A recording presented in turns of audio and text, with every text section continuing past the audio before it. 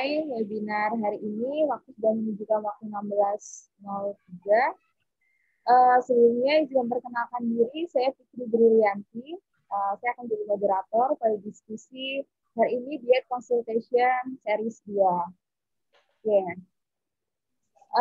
Hari ini kita akan membahas terkait kegalauan pasca perkuliahan gitu, tapi nggak menutup kemungkinan yang join di sini juga belum lulus, mungkin yang sedang menyusun skema untuk masa depannya gitu ya. Jadi teman-teman semua yang mungkin akan berkonsultasi terkait nanti setelah lulus mau ngapain nih gitu, atau terkait beasiswa mungkin, atau terkait pilihan hidup gitu, nanti bisa dikonsultasikan langsung hari ini bersama dengan narasumber kita yang sangat berpengalaman dan berkompeten di masalah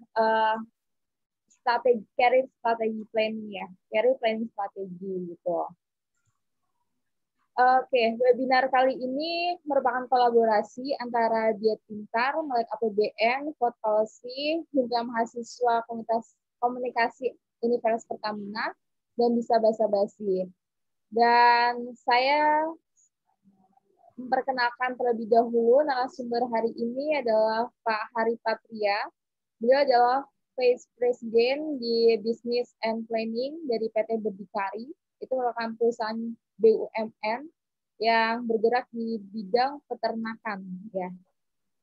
Oke. Saya akan membacakan profil beliau terlebih dahulu. Jadi Pak Hari ini lebih usianya sekarang 35 tahun, tetapi beliau sudah menjadi seorang VP di BUMN, dan sebelumnya pernah bekerja di sektor migas kurang lebih selama 12 tahun. Kemudian pada tahun 2008 beliau itu menyandang gelar sarjana teknik di Teknik Kimia UTB, kemudian tahun 2011 menjadi master di Teknik Kimia UI, kemudian 2015 menjadi master di Ilmu Ekonomi UI, dan beliau menjadi lulusan terbaik di gelar master tersebut. 2020 beliau menyandang gelar doktor di Strategic Management di Universitas Indonesia. Dia juga merupakan alumni penerima beasiswa LPDP, dan selain menjadi VP di perusahaan BUMN, beliau juga menjadi pengajar di ITB untuk bisnis strategi dan pengajar data analytics di UI. Sangat luar biasa gitu profil beliau dan latar belakang beliau. Mungkin boleh disapa terlebih dahulu peserta webinar hari ini, Pak Hari. Baik, selamat sore teman-teman semua. Senang sekali nih bisa join ya. Semoga kita bisa saling diskusi, saling mengisi ilmu lah. Ya, kira-kira begitu. Oke, terima kasih Pak Hari. Enaknya manggilnya Pak Hari atau Mas atau apa nih di diskusi hari ini? Panggilnya bisa Mas Hari, bisa Bang Hari. Saya dari Medan soalnya. Ya, Oke, bebas. Bang Hari. Ya.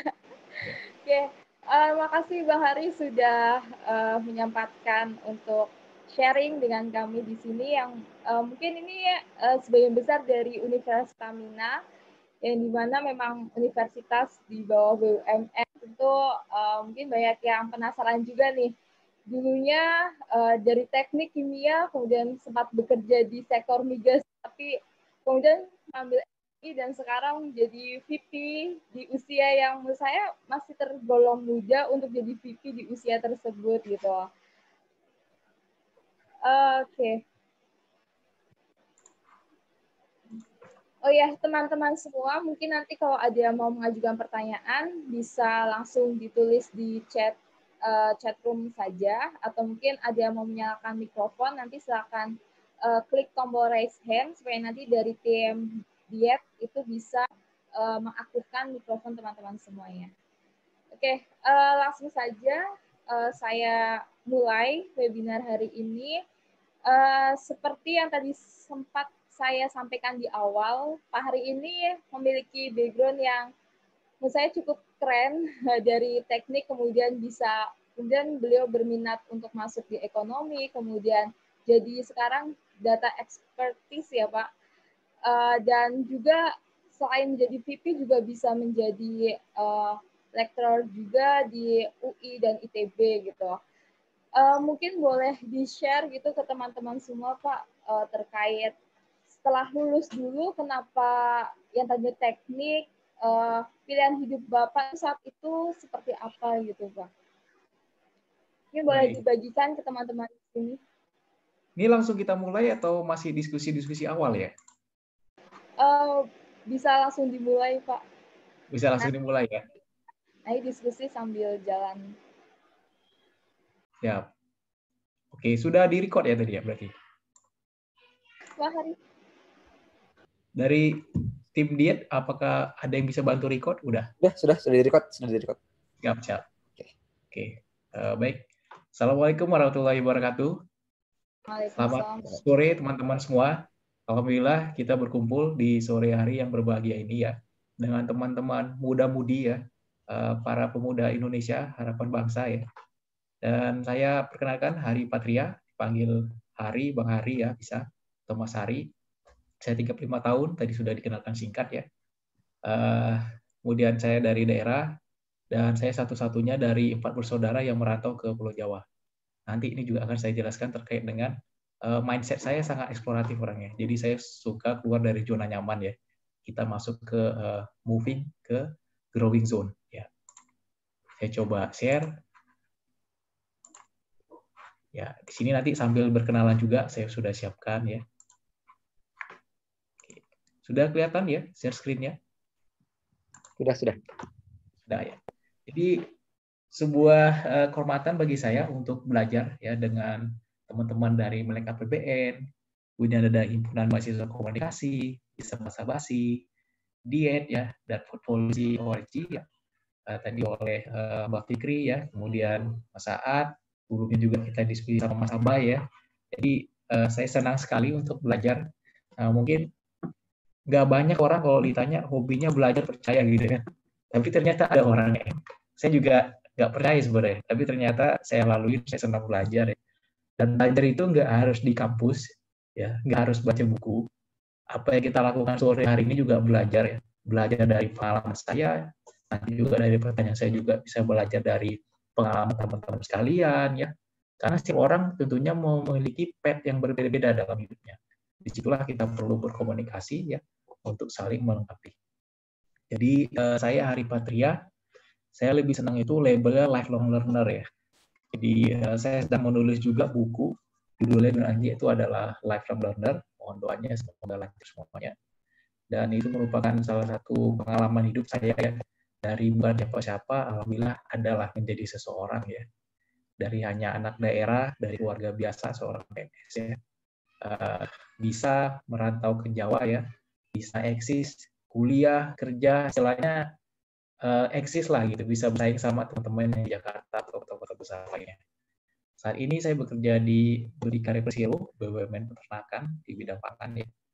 Posisinya sangat strategis di corporate planning dan business development. Dan di kantor saya menjadi VP termuda. Bahkan teman-teman tim saya juga usianya lumayan ya. Dan ini bukan kali ini saja, sebelumnya juga saya udah berkarir macam-macam di perusahaan. Ternyata itu ya pengalaman itu penting sekali ya, dan pengalaman itu bukan diukur dari jumlah tahun akhirnya, tapi dari kualitas ya, kualitas di dalam kita mendapatkan pengalaman pekerjaan ya, terus pendidikan, networking dan lain-lain. Oke, saya mulai. Nah ini sekilas saya, insya Allah sudah bukan membanggakan ya, tapi ini evidence apa yang saya lalui ya. Mungkin ini hanya di top gunung es, di bawah itu banyak pengorbanan ya, banyak penderitaan yang saya lalui sebenarnya. Tapi at least ada sedikit yang manis lah di akhir gitu ya. Saya lulus tercepat dari UI dengan IPK tinggi, dan sebelumnya juga sama, prestasi yang sama di bidang master economics juga. Nah ini pengalaman pekerjaan dari lulus 2008 dari ITB. Itu dulu cita-citanya maksudnya perusahaan migas ya, rata-rata anak ITB, UI, sekarang mungkin apalagi Universitas Pertamina ya, pasti pikirnya idaman itu pasti oil and gas ya. Namun sekarang sudah berbeda ya, jadi kita juga harus melihat juga industri-industri lain. Jadi saya di 3 tahun pertama di industri migas, manufacturing, ini multinational company, kemudian Singa Mulia, ini untuk oil and gas juga. kemudian PGN masuk di midstream, SKK Migas di upstream ya untuk oil and gas. Kemudian di Elektrindo ini saya masuk lagi ke downstream untuk ngurusin power plant sama renewable energy. Yang saya Petrofin itu ngurusin midstream sama downstream ya. Jadi untuk transportasi BBM ya. Kemudian juga melakukan usaha-usaha untuk storage ya. Terus terakhir di Berdikari saat ini ya baru sebulan, baru 25 September lalu. Jadi sebuah pengalaman juga bagi saya menjadi VP di sini, dan insya Allah kedepannya banyak pengalaman yang akan saya lalui. Terus sambil bekerja saya juga mengajar ya di UI sejak 2015 menjadi asisten pengajar di microeconomics ya. Kemudian yang menjadi pengajar itu baru 2020 lulus doktor di bidang data analytics untuk maksi magister akuntansi. Dan itu juga kelas yang saya ajarkan usia mahasiswa ada seusia orang tua saya gitu ya. Jadi mereka posisinya udah director, partners, dan kelas khusus di EY, SN-nya. Terus di ITB sejak April 2020 diminta sebagai pengajar ya untuk mata kuliah di strategi dan enterprise modeling. Ini sudah jalan 5 kelas, alhamdulillah jadi banyak networking, banyak pengalaman juga, jadi saling belajar lah. Jadi itu pengalaman dari sisi karir. Kemudian pendidikan, saya sekali lagi senang belajar ya, bukan mengumpulkan pelajaran. Jadi maksudnya saya senang mendapatkan pengetahuan baru, informasi baru. Kenapa kita perlu mengupgrade kompetensi ya, knowledge itu karena dunia itu terus berubah ya. Dunia terus berubah, informasi sangat cepat gitu ya. Jadi kalau kita hanya nyaman dengan apa yang sudah kita pelajari, yang kita pelajari itu adalah masa lalu gitu ya. Kita juga harus mengupgrade terus ya. Setiap zaman itu berubah ya, pengetahuan juga berbeda, informasi berbeda dan sebagainya. Jadi saya dari teknik engineer, kemudian ngambil lagi engineer karena pada saat itu kebutuhannya itu untuk engineer ahli di bidang gas ya. 2010 itu merupakan tonggak baru transformasi dari minyak ke gas. Kemudian saya juga ngambil economics karena bekerja di SKK di bidang LNG. Jadi aku tahu nih mengenai dinamika market internasional karena produknya itu adalah LNG. Jadi LNG kita ekspor ya, dan banyak juga negara melakukan impor. Jadi kita harus tahu dari sisi supply demand, dari sisi pricing ya, kemudian dari kontribusi dan sustainability untuk masa dan lingkungan gitu ya. Nah itu saya ngambil economics. Dan terakhir dengan visual PDP, alhamdulillah ambil PhD di strategi manajemen. Dan saya menjadi di kelas usia termuda, lulusan tercepat. Alhamdulillah. Jadi ya sekali lagi itu hanya gunung es ya. Di bawah itu sebenarnya banyak penderitaan gitu ya. Tapi di dalam sesi-sesi saya senangnya ya ngasih tahu yang manis lah. Kalau yang di bawah nanti teman-teman pasti akan merasakan itu. Ya. Selanjutnya, nah ini beberapa foto-foto ya. Ini evidence ya untuk mensupport argumen bahwasannya kita harus terus belajar ya, menumbuh kembangkan culture untuk learning. Jadi jadikan belajar itu bukan hanya kewajiban untuk kita mendapatkan gelar, bukan ya, tapi mindset kita harus shifting.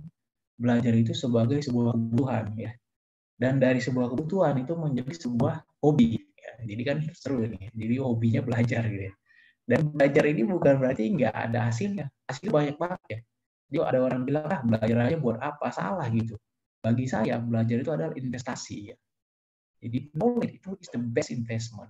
Jadi the best investment, the best return itu adalah pengetahuan. Kalau misalkan kita investasi ya di barang ya, barang itu kan mengalami depresiasi.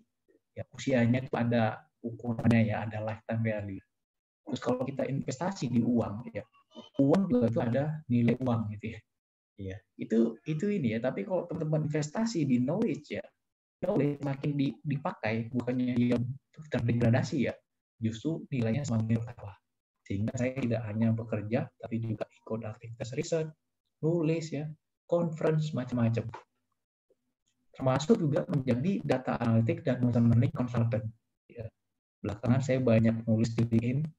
Salah satu paradigma yang mau saya influence itu adalah data scientist. Ya, itu nggak harus dari computer science, nggak harus dari mathematics, nggak harus dari IT.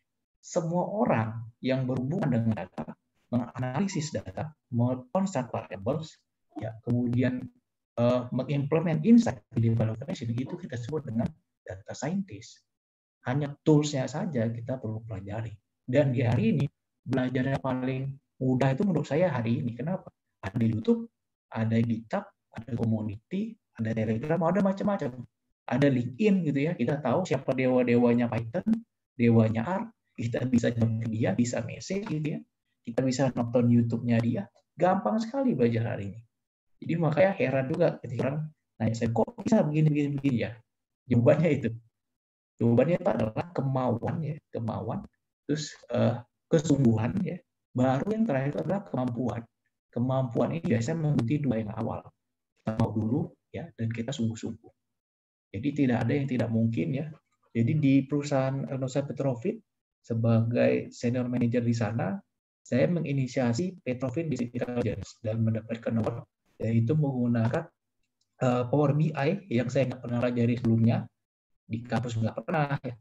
Di workshop nggak pernah, training apalagi gitu. Saya pelajari sendiri, dan saya gunakan juga integrasi dengan Python. Dari sini, justru saya bisa mengisi berbagai proyek ya, di PGN, ya. Kemudian di PGN Solution, ada di Mandiri, di Pertamina IATMI, sampai yang sekarang saya ngisi di Telkom ya, udah ada 3 proyek, udah modal 3 proyek, udah 2, terus di Paragon juga kemarin udah mulai juga ya, untuk di Paragon untuk warga. Jadi kita jadi sekali lagi gini, riset tuh gini, belajar itu nggak cuma sekedar untuk mendapatkan gelar, bukan ya. Gelar itu jasa atribut, ya. Tapi yang penting itu adalah knowledge-nya. Ya. Terus yang penting lagi dari knowledge bagi saya itu adalah culture-nya. Kita sudah biasa belajar. Jadi mau belajar apapun, istilahnya kepala kita itu udah liquid gitu, udah encer gitu ya. Kita mau apa aja dimasukin tuh kita bisa olah, bisa cerna gitu. Dan di usia yang 35 tahun ya, saya ngerasa disinilah waktunya ya untuk belajar sebanyak-banyaknya sebelum nanti saya fokus di satu karir di usia 40 itu masuk ke top management. Meskipun saat ini saya sudah masuk ke top management juga. Apalagi teman-teman di usia 20 sampai 30 ya. Usia 20-30 itu usia yang sangat produktif ya untuk belajar apapun ya. Dan teman-teman mulai mencari, bukan mencari ya, tapi membentuk jati diri ya. Kita harus tahu purpose-nya kita apa. Apakah menjadi data scientist, ya, menjadi business manager, ya, atau menjadi apa? Communication manager, mau menjadi marketer, pilih ya yang sesuai dengan passion kita, sesuai dengan kebutuhan industri, lalu kita fokus dan kita going radikal ya. Jadi harus benar-benar sungguh-sungguh, harus benar-benar radikal. Karena kalau misalnya hanya cara biasa, hasilnya juga biasa. Nah, ini contoh yang saya kerjakan ya, ini dengan Tableau ya. Dan di dalam ini saya juga integrasikan dengan R programming, sehingga saya bisa serve berbagai klien. Dan sekali lagi, ini saya bukti, saya alami gitu ya. Dari sekedar hobi, justru secara income melebihi dari pekerjaan saya gitu ya. Dan sampai saat ini saya alhamdulillah masih menjalani di hari Sabtu dan Minggu. Jadi bayangkan ya, ini sebuah evidence ya. Dan saya bukan maksudnya menginfluence untuk jadi marketing, bukan ya. Tapi saya menginspirasi ya. Maksudnya dari sekedar hobi, kita juga bisa menghasilkan gitu ya. Nah, apapun itu, teman-teman misalkan punya hobi memasak gitu. Coba jadilah pemasak yang benar-benar terbaik bidang masakan apa gitu. Terus coba dikembangkan channelnya, ya, dikembangkan marketnya, sehingga itu hobi bisa menghasilkan. Ya. Jadi saya beruntung sekali hobinya bukan golf, tapi saya hobinya belajar. Saatnya saya belajar analytics machine learning, dan di Sabtu Minggu saya bisa bantu berbagai perusahaan ya, dan berbagai lembaga pemerintah untuk transformasi digital mereka. Nah, ini kita masuk mulai konten. Nah, ini kita bincang-bincang santai aja. Nah, biasanya itu kita mulai dari dreams ya, dari purpose. Ya. Kalau kita belajar behavioral analytics ya, atau behavioral science lah ya. Jadi orang itu dimulai dari intensi ya. Intensi itu dipengaruhi oleh 3 hal kalau dari teori behavior. Dari attitude kita itu behavior. Kemudian ada dari subjektif norm itu lingkungan kita. Dan dari prinsip behavioral control ya. Ada kesempatan dan ada kemampuan. Tapi yang menjadi fokus dalam hal itu adalah kita dulu nih. Jadi purpose-nya kita itu apa? Ya. setiap orang saya yakin punya dreams ya. Saya sering nulis di LinkedIn, semua orang pasti pengen sukses ya. Tapi nggak semua orang ya berani untuk gagal ya. Padahal kegagalan itu bagian dari kesuksesan. Nah, dan selama melalui proses menuju sukses, kita pasti menghadapi berbagai cobaan dan ujian. Ya, ada orang bilang, Hari, kamu nggak usah mimpi tinggi-tinggi kuliah ke ITB gitu ya. Nanti bisa gila loh. Saya di SMA saya udah banyak yang ngomong kayak gitu. Khususnya teman-teman SMP yang tahu, saya dulu SMP itu bandel ya, nakal gitu ya. Sehingga masuk SMA itu SMA terbelakang di Medan, asal negeri gitu ya, dan peringkatnya saya nomor 2 paling bawah secara NEM. Karena SMP saya banyak ngeband, banyak main musik ya. Akhirnya terlena dan nggak bisa komit fokus dengan pelajaran. Jadi pada waktu masuk SMA, teman-teman SMP itu kayak gitu. Jadi pesimis. Udah, nggak usah mimpi tinggi-tinggi, nanti gila gitu kan. Kalau orang Medannya bilang gitu. Lalu rejection. Saya ikut dulu dari kelas 1 itu saya udah ikut bimbingan belajar. Karena saya ngerasa banyak ketinggalan SMP nggak belajar ya. Saya ikut. Dan ranking saya, kayak kemudian nilai presiden masih jauh dari untuk lulus di Pulau Jawa lah gitu ya. Nah itu saya pikir wah ini berat nih kayaknya. Terus 2 semester saya laluin ya, itu mulai naik ya. Dan sejak kelas 2 itu saya juara umum terus sampai kelas 3. Dan di sini mulai berubah ya. Tapi kita harus selalu ini, berat banget. Jadi saya ingat banget dulu di SMA, plus kali minus saya nggak tahu hasilnya. Plus tambah minus saya nggak tahu hasilnya. Jadi parah banget sih waktu itu. Tapi sekali lagi saya mengilustrasikan contoh evidence yang saya lalui ya. Kita bisa merubah kegelapan ya, menjadi terang benderang dari sebuah mimpi dan juga dari sebuah persistensi ya. Nah ini kita harus persisten nih. Jadi ada bilang, lu nggak mungkin berhasil lah, lu kan gini-gini, udahlah nggak usah mimpi muluk-muluk lah, gitu banyak tuh. Ya kita tapi harus selalu ini nih, ya kita harus persisten ya, terus kita harus determinasi kita diuji di sini. Sehingga biasanya saat ini orang-orang melihat saya pas posisinya di sini mungkin, ya di sini tuh biasa orang nggak lihat nih. Ini tuh proses bleeding ya, penderitaan yang berarti saya laluin ya.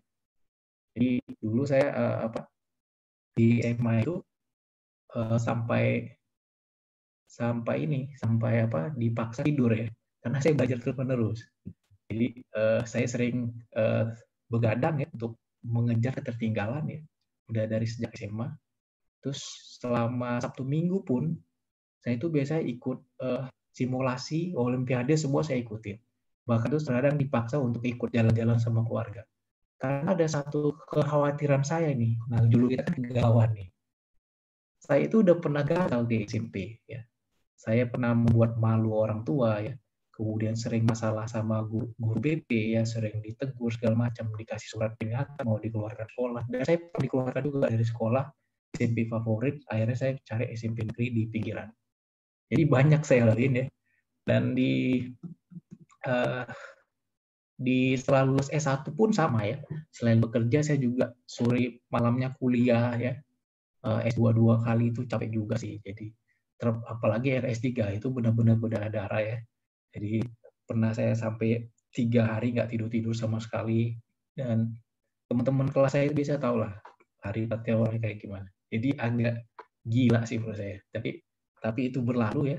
Jadi kita melalui ya proses yang kegagalan demi kegagalan ya, sehingga kita bisa sampai mungkin belum di puncak mungkin menurut saya, tapi at least adalah gitu ya. Kira itu. Terus selanjutnya, nah ini. Jadi saya tadi sampaikan ya, semua orang pengen berhasil nih ya, semua pengen berhasil, tapi nggak banyak orang yang berani untuk gagal gitu ya. Ini untuk living comfort zone ya, kita moving into growth zone atau learning zone, kita memang harus lompat gitu ya. Dan di sini ada kemungkinan ya, probability kita untuk gagal ya. Dan ini memang sakit sih, kadang-kadang sakit ya. Tapi kita harus laluin itu. Dan saya biasanya mindsetnya gitu, lebih bagus kita gagal pada saat latihan. Ya. Makanya saya ikut simulasi trail itu berkali-kali. Sampai pada waktu SPMB itu biasanya udah dapat tanpa kerjain soal, saya udah tahu jawabannya yang ini gitu. Karena udah saking seringnya ngadapin soal seperti itu. Ya itu. Jadi kita berulang-ulang itu pasti apa sih yang nggak bisa hari ini? Itu aja kita pelajari pasti bisa. Sama dengan orang belajar Python atau machine learning. Coba aja itu aja tiap hari pelajari. Pasti jauh, pasti ahli kan. Nah, jadi kesungguhan ya, determinasi itu penting banget ya. Kita harus tinggalkan comfort zone. Ya. Bukan berarti kita nggak bisa menikmati hidup, bukan ya. Saya sih alhamdulillah sangat menikmati hidup ya. Artinya dari kebahagiaan bagus, keluarga sama anak segala macam, bisa jalan-jalan, bisa kemana. Tapi setiap jalan-jalan, setiap kemana saya bawa laptop. Ya. Di laptop saya itu ada Mendeley, itu banyak jurnal-jurnal, banyak buku-buku, dan rasanya nggak ada satu hari pun saya kalau nggak mengupgrade sesuatu lah. Ya. Saya pasti belajar apapun itulah. Jadi di luar pekerjaan ya, di luar pekerjaan. Ya, saya coba punya program sendiri macam-macam. Ya. Jadi kita harus take the jump. Terus yang kedua ini ada hope and faith ya. Nah di sini memang banyak godaan nih, banyak godaan yang akan kita penuhi kegalauan. Saya juga to be honest tadi malam pun saya mimpi saya kuliah master dan nilai saya jelek gitu. Padahal saya alhamdulillah kuliah tuh di UI itu alhamdulillah prestasinya bagus, selalu jadi yang terbaik gitu ya, yang tercepat. Tapi itu salah satu bukti, saya kan saya suka belajar psikologi ya, untuk behavioral analysis ya. Saya belajar ternyata itu ada trauma itu di alam bawah sadar saya, di alam bawah sadar. Itu kan, jadi kalau misalkan kita matematis gitu ya, fisik, chemistry itu masih level conscious. Kita pikirannya itu pikiran sadar. Tapi kalau unconscious pada saat kita tidur, kita mimpi yang pernah terlintas di pikiran kita tapi sangat membekas. Itu masuk ke level subconscious ya atau unconscious. Nah, pada saat mimpi, ya saya mimpinya itu nilai saya jelek gitu. Terus saya, waduh, parah banget nih gitu. Dan saya sering mimpi-mimpi seperti itu karena udah terprogram dalam pikiran saya itu ada anxiety ya. Jadi kegalauan itu ada di pikiran saya dari awal. Justru kegalauan itu yang membuat saya terus belajar ya dan merasa jangan sampai gagal nih. Karena kita merasa jangan sampai gagal ya, kita benar-benar going extra mile, kita spending effort yang luar biasa. Karena ada kegalauan tadi itu, jangan sampai gua gagal nih. Malunya bukan main gitu kan. Udah ada yang tahu mau kuliah ITB mungkin ternyata nggak lulus SPB kan malunya minta ampun tuh. Nah, saya tuh dari awal udah wanti-wanti tuh. Harus belajar habis-habisan nih karena udah capek ya, ternyata gagal itu berat banget pertemuannya, makanya saya habis-habisan gue extra kelas ya, termasuk juga pas kuliah master sama doktor gitu ya, itu sama, saya udah bayangan pikiran saya itu harus jadi yang terbaik, harus jadi yang tercepat ya. Kenapa saya lakukan itu? Karena saya merasa ini teman-teman di dokter itu rata-rata kan direksi VP gitu ya, waktu itu saya cuma manajer biasa, pokoknya usia termuda ya, dari pengalaman kerja paling nggak ada apa-apanya lah, paling anak kemarin sore lah. Tapi saya ada satu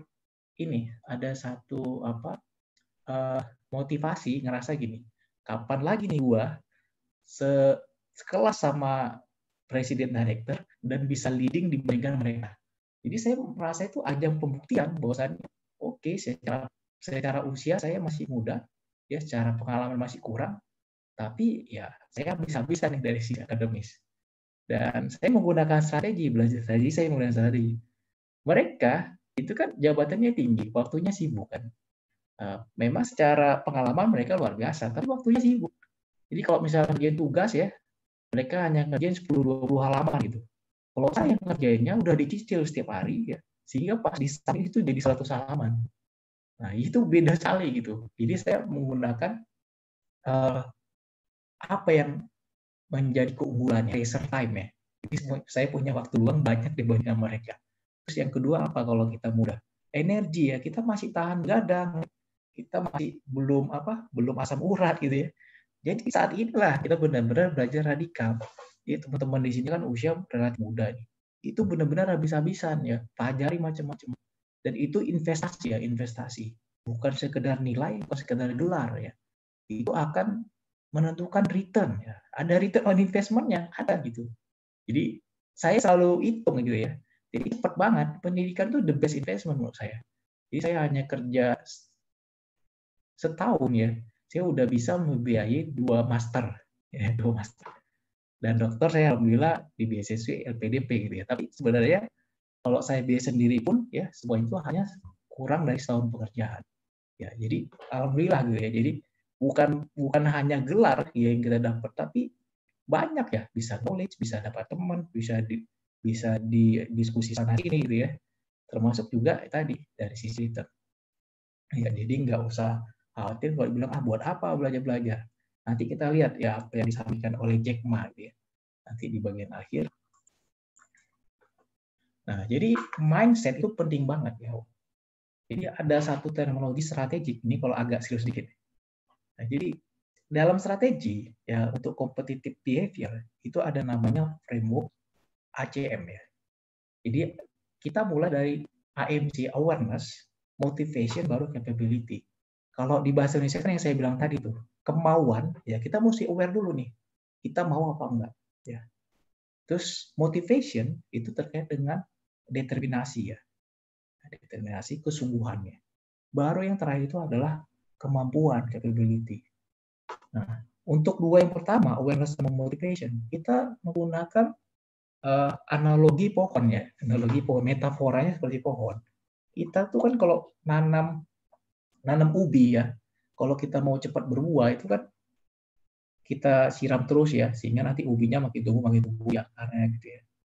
Dan ini dia tumbuh hari per hari ya, kita lihat nanti ada daunnya ya, terus ada nambah dan sebagainya, karena makin banyak baru kita panen ubinya. Ya, jadi setiap hari ya kita harus upgrade ilmu kita. Dan sekali lagi, mengupdate ilmu nggak harus kita baca buku hari ini. Ya, kita diskusi sama teman kita, misalnya dia expert di bidang cyber gitu ya, itu juga belajar sebenarnya ya. Terus kita nonton conference ya, atau nonton tapi yang ada scientificnya ya, bukan drama-drama buat-buat gitu ya. Ada sisi sainsnya ada gitu. Saya sukanya nonton itu yang true story ya, true story. Misalnya Beautiful Mind ya, dan macam-macam itu bagus kok saya. Jadi cerita mengenai game teori dan sebagainya. Terus yang kedua ya, kita ini prosesnya harus continuous ya. Kenapa continuous? Karena pada saat kita mau sungguh-sungguh mengerjakan suatu hal sampai totalitas ya, ya kita upayakan DNA-nya kita ya. DNA itu kan yang terkecil dari sebuah sel gitu ya. Jadi DNA itu mindset kita itu adalah growing. Kita harus grow terus, harus tumbuh terus ya. Jadi jangan ngerasa udahlah, gue udah posisi bagus nih, kerjaan udah nyaman, ngapain juga sih gitu-gitu amat, toh kita juga nggak dibawa mati. Benar, nggak dibawa mati ya, tapi kan purpose orang beda-beda. Kalau ada yang purpose-nya ya semakin bagus pengalamannya, semakin banyak pengetahuannya ya, tentunya manfaat dia buat orang sekitar lebih banyak. Ya kan beda gitu ya. Nanti saya coba akan diskusikan juga terkait dengan purpose. Nah, ini dari sisi mindset. Dan kenapa saya selalu menekankan itu mindset ya? Karena bagi saya sepanjang orangnya itu memiliki IQ normal ya, mohon maaf bukan teman-teman kita yang extraordinary gitu ya, itu ya dia bisa belajar apa aja. Tinggal yang dua aja nih, kemauan dan kesungguhan. Itu biasa orang nggak punya ya. Jadi kalau kita lihat teman-teman kampus tuh banyak yang IQ-nya ada 130 ya, ada 125 dan sebagainya, banyak pintar-pintar. Tapi bukan berarti ya dia mampu untuk mendrive sebuah perubahan dalam hidupnya. Karena sekali lagi itu tergantung dua hal tadi, kemauan dan kesungguhan. Makanya saya suka banget nih salah satu quote-nya dari Henry David Thoreau, dia bilang ya, success usually comes to those who are too busy to be looking for it. Jadi kita harus memantaskan ya, posisi kita ya. Jadi rezeki itu datang pada saat ya ada rezeki dan ada kesiapan ya. Kita itu berusaha untuk siap dan pantas ya. Jadi ketika rezeki ada itu kita bisa sense dan bisa kita seize ya, bisa kita tangkap. Nah, seperti hal inilah.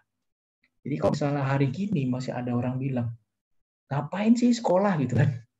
Saya agak lucu gitu ya, kalau masih ada yang nanya seperti itu. Itu sama hal saja ilustrasi seperti ini. Sekolah itu bukan buat gelar, ya. Bukan buat bangga-banggaan, bukan. Tapi buat pengetahuan ya. Dan pengetahuan ya, itu kan akumulasi dari pengalaman ya. Akumulasi dari pengalaman, kejadian-kejadian sebelumnya yang ya didokumentasikan dalam bentuk buku ya. Jadi kita belajar sejarah sebenarnya.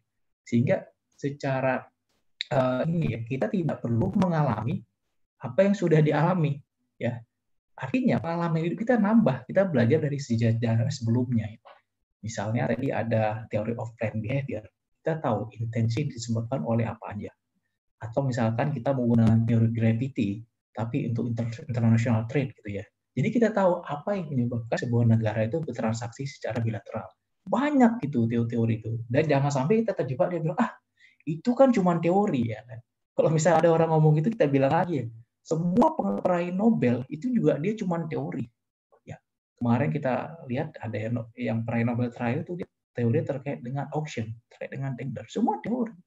Ya, Einstein juga teori relativity, tapi teori itu yang merubah paradigma, yang merubah desain dari sebuah teknologi. Ya, itu. Jadi kita jangan terjebak ya dengan ini yang menurut saya tadi ada pesimis ya. Udah ada orang yang men-challenge mindset kita, itu biasa. Ya, justru kita harus dari intrinsic motivation ya. Kita harus menginfluence lingkungan-lingkungan tadi. Nah, jadi kalau kita secara pengetahuan, pengalaman itu lebih banyak, tentunya yang kita dapatkan itu lebih baik ya. Kita perhatikan aja orang-orang sekitar kita gitu ya. Nah, jadi saya percaya ya, jadi menjadi wajada ya. Dan sebaik-baik manusia tuh yang paling bermanfaat. Ini purpose. Kalau saya sebagai seorang muslim, purpose saya itu bermanfaat bagi manusia yang lain. Nah, jadi silakan teman-teman mendefine purpose saya masing-masing, dan sekali lagi, purpose itu kan awareness. Lalu ada motivation dan determination. Nah, disitulah pentingnya persistensi ya, kita determinasi dan sebagainya. Jadi kita harus berani melompat ya, keluar dari zona nyaman ya. Karena kalau biasanya yang nyaman-nyaman, orang banyak ngumpul di situ, itu apa ya? Yang dapatnya juga biasa ya. Kita ordinary. Kalau kita mau going extra miles ya, mau menjadi being extraordinary, kita harus berani ya untuk gagal. Kita harus berani untuk mencoba. Dan Edison salah satu cerita epik ya. Di sini tuh sebenarnya dia merubah mindset. Mindsetnya berubah. Bagi dia bukan gagal ya, tapi dia menemukan ya cara-cara yang tidak sesuai gitu ya. Jadi mindset itu menemukan, dia berhasil. Itu. Jadi proses melalui keberhasilan kita harus melalui kegagalan. Ya, ini yang harus dipahami. Jadi bukan berarti orang yang sukses terus dia hidupnya enak, bukan ya. Saya udah sering orang-orang sukses saya tanya-tanya, saya diskusi, ternyata mereka banyak gagal. Cuman pada saat akhir mereka berhasil itu yang dilihat orang, dan seluruh apa yang dilalui dia seolah-olah itu menjadi legendary. Jadi kata Jack Ma, kalau kamu berhasil, apapun cerita yang kamu lalui itu sebuah keberhasilan. Tapi kalau kita gagal, mau seberhasil apapun proses yang kita lalui itu sebuah kegagalan. Nah, ini saya senang banget ya dengan komen-komennya dia. Jadi perseverance ya, persistent. Saya juga di beberapa artikel saya tulis ya, jadi persistent is what makes impossible possible. Jadi persistensi yang buat nggak mungkin ya. Masa sih nggak pernah kuliah machine learning ya kan, nggak pernah kuliah data science, masa bisa melakukan churn analysis pakai Python, pakai R gitu kan, melakukan employee attrition, tapi bisa. Apa yang nggak bisa hari ini?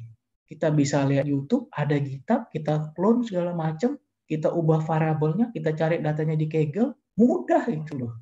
Ya, jadi there will be no impossible ya, as long as kita berusaha terus ya, nggak ada. Jadi seperti Jack Ma ya, kita lihat nih founder-founder teknologi, mereka juga bukan orang IT, mereka bukan orang computer science ya, Jack Ma cuma guru bahasa Inggris gitu kan, tapi dia melalui berbagai kegagalan ya.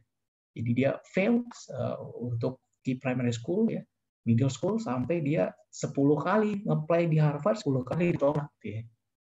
Dan menarik bagi saya ya, ini tidak menegasikan education ya. Karena banyak orang ini salah persepsi. Jadi ketika ada miliarder sukses, terus dia mau ngomong nggak penting sekolah, terus yang ditangkap masyarakat, sekolah nggak penting. Salah. Itu saya tulis salah satu di LinkedIn saya itu dengan survivorship bias. Jadi orang hanya melihat ya yang eksis, padahal sekian persen itu dari sisi statistik banyak yang gagal. Artinya education itu penting. Knowledge does matter the most ya. Jadi Jack Ma sendiri ya dia mengatakan 20 sampai 30 tahun ya kalian follow the leaders ya. Terus coba berusaha bekerja ya, berdedikasi di perusahaan yang nggak usah terlalu besar, karena terlalu besar kan sebagai mesinnya. Tapi berikan kontribusi. 30 sampai 40 itu kita mulai fokus untuk stepping stone untuk masuk ke karir sebagai entrepreneur atau sebagai top manager. 40 kita sudah fokus ya untuk pilih satu role yang benar-benar kita sangat highly special dan kita benar-benar masuk apakah sebagai entrepreneurs atau sebagai top manager. Jadi menarik sekali yang disampaikan Jack Ma ya. Dan nah ini saya nulis juga di LinkedIn. Ini ada yang menarik ilustrasi ya, dia bilang kalau sukses itu yes I did it ya. Tapi proses menuju sukses itu dimulai dari I want to do it. Ini intention. Ya, itu terkait dengan mindset. Kalau misalnya kita nggak mau ya nggak bakal kejadian gitu kan. Misalkan saya mau digital marketer, saya tidak mau menjadi digital marketer di mana dia bisa menjadi expert di bidang digital marketing. Gitu. Jadi harus ada intensi. Ya. Terus yang kedua itu I can do it. Itu sebenarnya masih refleksif. Kita masih mempersepsikan. Karena bisa apa enggak setelah dicoba. Tapi kalau di awal kita udah mention I can do it, ya udah tuh. Ya itu persepsi. Sekali lagi itu juga mindset ya. Lalu I want to do it. Itu juga intensi. Saya pengen nih gitu ya. Itu awareness, part of mindset. Kalau masuk how do I do it? Nah, itu baru strategi. Kita baru ngomong nih, gue harus ngapain nih? Apa yang harus gue pelajari lebih dahulu nih? Terus case mana yang harus dijadikan use case untuk praktis sebagainya. Lalu I'll try to do it ya. Itu juga mindset. Kalau udah I can do it ya, berarti dia sudah melalui ya strategi yang digunakan untuk apply ya, dan dia sudah mengerti baru dia ability. Dan I will do it itu sekali lagi mindset. Dia misalkan sudah menjadi expert di data. Tapi dia bilang, I will do it nih untuk serve klien ya. Kemudian juga untuk melakukan inovasi. Misalnya saya juga melakukan bisnis model canvas tapi dengan data analytics, dengan kuantitatif. Instead of dengan kualitatif yang biasa kita ajarkan di kuliah-kuliah bisnis strategi. Terus kalau yes I did it, nah ini udah levelnya itu hasil. Nah kita bisa lihat ya, dari 8 proses ya, 7 proses menuju I did it ya, itu sebenarnya 5 proses ya, 5 dari 7 tadi itu adalah mindset. Jadi change your mindset ya, and you will able to change your life. Ya. Jadi kita harus ubah dulu mindset kita. Kita jangan sampai tuh di awal kan, nggak mungkin lah gue bisa expert di bidang ini gitu kan. Nggak mungkin lah, kalau udah mindset kita nggak mungkin, itu nggak mungkin. Ya. Kalau saya biasa ya, udah otomatis tuh. Hari bisa begini nggak bisa, saya jawabannya dulu bisa dulu. Karena saya rasa apa sih yang nggak bisa hari ini? Kita punya segudang sources ya, buat jurnal, buat buku ya. Kemudian ada YouTube, di situ ada prakteknya ya. Ada banyak contoh. Bisa banyak baca ya. Tinggal masalahnya mau dan sungguh-sungguh nggak gitu ya. Saya pernah running salah satu software ya dari S1. Itu saya running itu butuh sehari 20 jam. Dan benar-benar saya pantengin di depan laptop 20 jam. Itu dari S1 udah biasa. Langsung di lab, compile data, masukin running simulasi, compile data, running simulasi. Tiap 2 jam saya harus collect data, running simulasi pakai programming. Terus di S2, selama belajar tools ya untuk engineering, dengan IC simulation, dengan variable lain, saya belajar semua dari awal. Jadi saya udah biasa, jadi rasa, apa sih yang nggak bisa? Karena di mindset saya merasa, gue udah ngelaluin yang lebih parah dibandingkan itu. Masa gitu aja nggak bisa gitu. Nah ini kita harus pede ya, tapi bukan berarti kita menyepelekan, bukan ya. Itu confidence. Karena kita udah melalui yang berat-berat. Masa yang gini aja nggak bisa gitu ya. Nah, sama misalnya orang banyak nanya saya kan, dari mana belajar R sama Python? Lah, kan itu banyak tuh buku pack publishing gitu ya. Dia tinggal cari aja cookbook, R programming, or machine learning. Udah, muncul kan? Di cookbooknya itu ada filenya, ada scriptnya, ada case-nya. Tinggal kita coba, kita install lah R, kita install Python, itu open source. Kita cobain prosesnya trial error. Ya, prosesnya kayak gini nih, model yang gambar tadi nih. Nanti di gambar tadi. Proses yang dilalui beginilah. Berdarah-darah memang. Jadi 5-6 jam kadang pelajari ini kenapa nggak running nih script saya udah copy paste. Oh ternyata ada yang harus diubah nih formatnya. Terus ada library package yang harus di-upgrade. Nah itu proses ya. Dan menurut saya itu nggak aspek teknis, tapi itu aspek behavioral ya. Jadi mindset kita yang akan menentukan. Jadi misalkan nih, udah beli buku, udah ada bukunya ya, udah nyoba terus error, terus kita nggak mungkin gua nih, nggak mungkin nih, kayaknya gua nggak deh, udah itu selesai. Tapi kalau kita rasa biasa nih error, gua searching nih, ya kan, cari di community ya, tanya expertnya ya, hubungi orangnya, hubungi penulisnya juga kan. Saya hubungi penulis yang ngelikin. Ini maksudnya gimana? Dibalas sama dia. Jadi bagi saya hari ini ya, thanks to Google ya, Google, YouTube ya, GitHub ya, community. Jadi enak banget buat belajar apa aja bisa. Ya. Dan saya ngerasa sebenarnya envy, cemburu dengan teman-teman ya. Usia masih muda, 25, 30 ya. Saya ngerasa wah, kalau saya jadi teman-teman mungkin bakal benar-benar lebih lagi benar. Karena kita diberikan ya akses untuk berbagai different sources ya, tinggal mau coba aja gitu. Jadi mindset ya. Dan di sini saya juga tulis ya, dalam strategi ya, perusahaan atau organisasi yang paling kompetitif ya, itu bukan yang memiliki fisik aset ya, physical aset, bukan yang memiliki pabrik, gudang ya, bukan. Itu di zaman revolusi 1, 2 dan 3. Tadi revolusi 4.0, 25.0. Yang eksis itu adalah yang memiliki namanya intangible asset. Intangible asset ini tuh tidak terlihat, ya, tapi sangat berpengaruh. Misalkan kita lihat Starbucks itu ya. Starbucks itu nggak jualan kopi ya sebenarnya, tapi customer experience. Saya kaji di bidang di kelas, jadi kita detailkan breakdown FRIO atau Fin Analysis ya. Jadi sources apa di dalam organisasi menyebabkan perusahaannya eksis. Ternyata customer experience, corporate leadership, itu nggak bisa terlihat ya. Jadi core kompetensi dia consumer experience. Terus FRIO-nya dia leadership. Kepemimpinan gimana ngelihat? Susah kan ya. Terus ada juga FRIN-nya itu ya, itu propensity for innovation, ya, kemauan untuk berinovasi. Nah, di dalam personal kita juga bisa gunakan terminologi strategi. Misalkan growth mindset ya. Growth mindset itu nggak terlihat ya. Susah lihat secara fisik ya. Tapi itu sangat mempengaruhi kenapa kita belajar A, belajar B, belajar C, terus udah error kita coba terus, cari lagi script yang lain, tanya orang expert segala macam ya. Lalu ada vision ya. Vision itu kenapa belajar data analitik, kenapa belajar machine learning, ini mau arahnya mau kemana nih? Itu vision. Kita udah punya nih gambaran ke depan apa. Dan vision ini is part of transformational leaders ya. Jadi seorang leader yang mentransformasi perubahan harus memiliki vision. Dan terakhir menurut saya ini salah satu karakteristik dari saya adalah persisten. Jadi 50 kali gagal gitu ya, bikin script ya, terus coba lagi.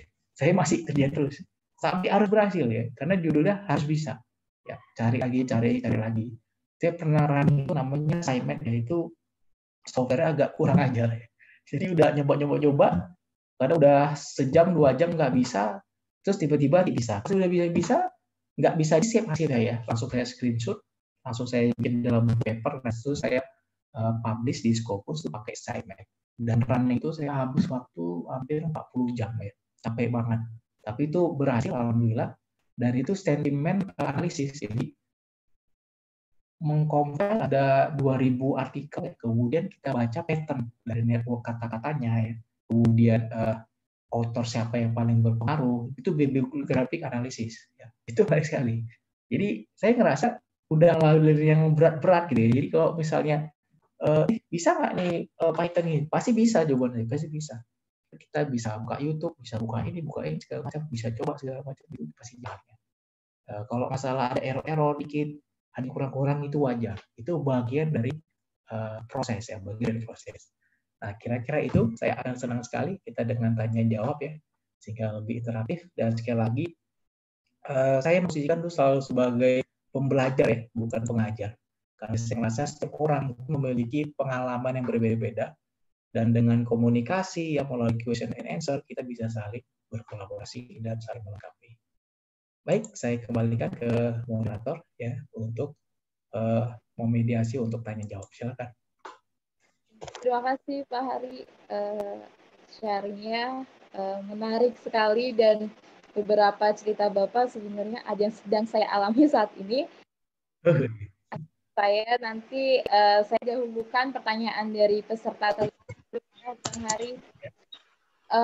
Yang pertama itu ada dari Kenas Ashari. Pertanyaannya, selamat sore Pak Hari, menarik di engineering business intelligence. Kemudian apakah memang oil and gas company sudah mulai menerapkan BI, dan apa sama BI dengan di tech company, dan kesempatannya seperti apa untuk fresh grade dapat masuk ke business intelligence di oil and gas company? Terima kasih. Mungkin boleh dijawab Pak Hari. Baik, terima kasih Muhammad Kenas atas pertanyaannya ya. Jadi peluang untuk bisnis intelligence ya BI di oil and gas itu sangat terbuka ya. Tidak hanya di oil and gas tapi juga untuk industri yang lain ya. Nah, kenapa? Karena dengan BI ya, kita kan levelnya itu adalah deskriptif, diagnostik ya, dan saat ini sekarang kita masuk ke arah prediktif dan preskriptif ya. Jadi di dalam bisnis perusahaan biasanya kita hanya mereport ya. Jadi performance perusahaan nih, salesnya banyak dari daerah mana, kemudian segmen konsumen kita berapa, siapa aja, itu masih report, ya deskriptif. Terus mulai masuk diagnostik nih. Ya biasa di mana report ditanya diagnostik, kira-kira sektor mana yang bulan ini sangat berpengaruh terhadap sales kita, ya kan? Kemudian kita mencari cost structure kita nih, dari sisi profit ada masalah nih. Dan cost structure kita ada masalah di mana itu? Apakah biaya dari COGS ya, atau ada dari sisi tax dan sebagainya. Itu masuk diagnostik. Dan saat ini dan ke depannya orang selalu bertanya, kira-kira dengan adanya pandemi ini 3 bulan performance secara sales kita seperti apa? Ini level prediktif ya. Terus yang kedua misalnya pertanyaan gini, dengan adanya perubahan diskon ya, karena kita pandemi itu ada cost yang bertambah, kita kurangi diskon, kira-kira customer kita bakal lift langganan kita apa enggak? Itu predictive analytics ya, kita bisa lakukan misalkan dengan cara analisis. Jadi ini sangat terbuka ya, tidak hanya di oil and gas. Bahkan tuh yang menurut saya ini kan eranya big data ya. Big data itu kan at least ada 3V atau 4V ya. Dari sisi volume jelas ya, volume datanya makin banyak. Karena sekarang banyak sensor untuk merecord data. Terus yang kedua itu dari sisi velocity ya, kecepatan untuk mendapatkan data. Dulu kita mendapatkan data itu harian ya. Sekarang data udah di-record tuh jam-jaman atau even minutes atau seconds. Veracity, datanya juga beragam. Nggak hanya data berupa numbers, tapi juga ada spasial, terus ada capture gambar ya, dan macam-macam. Jadi veracity. Dan dari at least 3P ini ya, kita kan menggunakan tools itu nggak bisa kayak dulu, hanya dengan Excel gitu ya. Kita udah mulai masuk modern, mulai masuk Hadoop dengan big data ya. Terus kita juga olah misalkan dengan back end ya, apakah dengan R atau Python. Terus secara front end, nah ini untuk fungsi yang BI, bagaimana kita mengkomunikasi ya, and transforming insight ya pakai H menjadi insight, dan kita mampu ya untuk menginfluence apakah itu manajemen, customers ya, atau dari sisi project team kita ya, terkait dengan insight yang kita dapatkan dari pengolahan data. Jadi peluangnya sangat terbuka. Dan kalau kita lihat dari sektor industri, dari market tentunya oil and gas sedang bleeding ya. Jadi saya juga ngembangin Petroleum Business Intelligence itu untuk memilih potensi investasi. Saya menggunakan data GDP dari sektor usaha, saya ambil dari laporan statistik BPS ya. Jadi dari seluruh sektor industri itu ada subsektor industri, dan itu saya jadikan market attractiveness. Sementara dari sisi core competence, ya saya menggunakan BCG sama growth matrix strategi. Core competence itu berdasarkan market share sama lamanya kita berusaha di bidang tersebut. Jadi waktu itu contohnya, kita kan fokusnya core competence di transportasi. Nah, sementara pertanyaan itu market Indonesia yang mana yang bagus dari sisi bidang usaha dan juga dari sisi lokasi. Bidang usaha di tahun 2015 sampai 2018 itu saya ambil datanya, itu bidang usaha yang paling bagus terus diantaranya adalah konstruksi. Karena kita memang tahu pemerintah saat ini fokusnya di konstruksi ya. Lalu kita mapping, ternyata dari provinsi pun menunjukkan di Sulawesi itu GDP itu di atas 6%. Ya, dan itu salah satu yang tertinggi di pulau di Indonesia. Sehingga waktu itu kita beralih masuk ke sektor konstruksi ya, di Sulawesi, dan juga untuk waktu itu sektornya untuk smelter ya, karena waktu itu pertumbuhan dari sisi processing untuk mining smelter itu lagi tinggi, dan di sana ada Morowali. Nah itu salah satu fungsinya BI. Dan menurut saya ketika oil and gas itu lagi bleeding, lagi slow down saat ini ya, dan kayaknya memang itu agak panjang ya, agak panjang. Kita juga nggak membatasi yang mimpi kita di oil and gas, tapi ada sektor-sektor lain, FMCG, fast moving consumer group ini kan cycle-nya cepat, datanya banyak banget. Justru saat ini industri tersebut itu kewalahan, mereka udah record data banyak banget ya. Jadi klien saya juga dari FMCG ya. Nah itu gimana caranya kita mengubah data sekian banyak itu menjadi value. Karena ada sebuah dilema ya. Jadi untuk membangun sistem big data kan kita ada ongkosnya, ada biaya gitu. Jangan sampai kita udah record banyak data, tapi ternyata impact service itu kurang ya. Jadi big data tapi less insight atau small insight ya. Nah itulah peran dari seorang business intelligence ya, atau data science dan lain-lain. Kira-kira jadi sangat terbuka ya. Dan saya kira kesempatan untuk join, nah ini bagus nih pertanyaannya. Saya coba mengarin mindset. Dulu ya, saya itu dalam sebulan mungkin ada nge-apply mungkin ada 50 perusahaan di 5 tahun pertama saya berkarir. Jadi saya suka nge-apply dari 20 gila tuh nge-apply terus kan. Makanya saya banyak pindah-pindah perusahaan terus kan. Makanya saya mikirnya yang penting gue gajinya naik dulu nih, naik gaji, naik posisi terus-terusan, posisi itu waktu itu, sama mencari kompetensi baru. Tapi belakangan ya, saya melihat apply itu nggak efektif, karena success rate itu rendah banget. Success-nya itu kadang cuma 2-5%. Jadi kalau kita apply 100, mungkin yang ngasih offering itu cuma 2 atau 5 perusahaan. Sedih kan? Sedih menurut saya. Karena di Indonesia kan labornya banyak banget, lulusan baru tuh banyak banget. Dan dalam teknologi strategi kita harus mendifferentiate ya. Kompetensi kita apa yang membedakan dengan yang lain. Sehingga saya melihat, wah, gua kalau misalnya nge-apply dari job street aja nih, kadang dibaca kadang enggak gitu kan.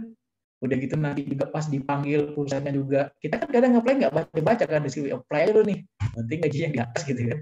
Pas dipanggil nggak cocok lagi kan, pas di offering, wah, kayaknya gue ragu nih, bukan di Jakarta lagi lokasinya kan, akhirnya nggak jadi. Nah, akhirnya saya berubah, mindset saya berubah. Kita jangan meng-apply, ya justru bagaimana headhunter HR itu menemukan kita. Itu saya balik. Bukan saya mau nyomokan ini, bukan, tapi kita harus membangun pertama itu adalah personal branding ya. Jadi teman-teman harus membangun personal branding. Sekarang ada sosial media, ada Instagram ya, ada macam-macam. Kalau saya fokusnya di LinkedIn. Di LinkedIn setiap hari saya share terus habis-habisannya. Dari dulunya cuma 500, alhamdulillah hari ini hampir 28.000. Ya. Dan saya share insight yang mendifferentiate dengan orang lain. Jadi otentik ya dari pikiran sendiri. Dan saya juga punya temanya. Tema saya itu adalah data ya, machine learning, strategi sama ekonomis. 4 itu aja. Dan di balik itu saya sebenarnya mendeliver growth mindset. Jadi tadi growth mindset. Nah, jadi kita posting terus di LinkedIn tiap hari. Banyak tuh yang banyak lah, kenal saya banyak, headhunter apa segala macam. Ya, bahkan saya baru join company, ada lagi yang ngasih tahu gini, banyak gitu loh. Itu beda kalau kita nge-apply itu waduh. Kan HR itu juga yang evaluasi banyak banget ya. Mereka bisa pakai mesin, mereka kan pakai mesin kayak similarity lah. Kalau kita turnitin gitu kan, itu kecek gitu. Dia masukin keywords ya, dimasukin keywords, nanti tinggal cari itu similarity keyword dari CV kita. Nah, tinggal posisinya kita mau cocokologi ya kan, atau tadi yang mereka aja nemuin kita. Nah, saya sih lebih prefer sekarang yang kedua, karena saya development management, kita membangun personal branding, ngisi di mana-mana, ikut conference macam-macam, seminar di mana-mana, sekolah macam-macam ya, belajar macam-macam, pelajari terus ya, itu bagian dari membangun portfolio ya, bagian juga dari personal branding. Maka saya senang banget ngisi 1 minggu segala macam ya, bisa jadi ngisi konten YouTube ya, nanti screenshot masuk di LinkedIn, bagus ya, jadi kita eksis terus. Jadi saya hari Selasa diminta ngisi dengan kementerian ya. Itu ada Kemenko Maritim ya, kemudian ada Kementerian Pendidikan ya. Itu seminar conference internasional di energi. Senang lah gitu kan. Jadi bagus. Termasuk juga sore ini kita diskusi kan. Ini dalam rangka juga membangun personal branding.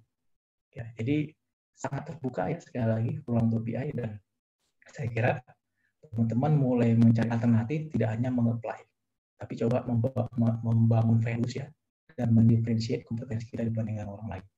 Kira-kira itu yang pertanyaan pertama. Silakan, Fikri. Terima kasih sarannya Pak Hari.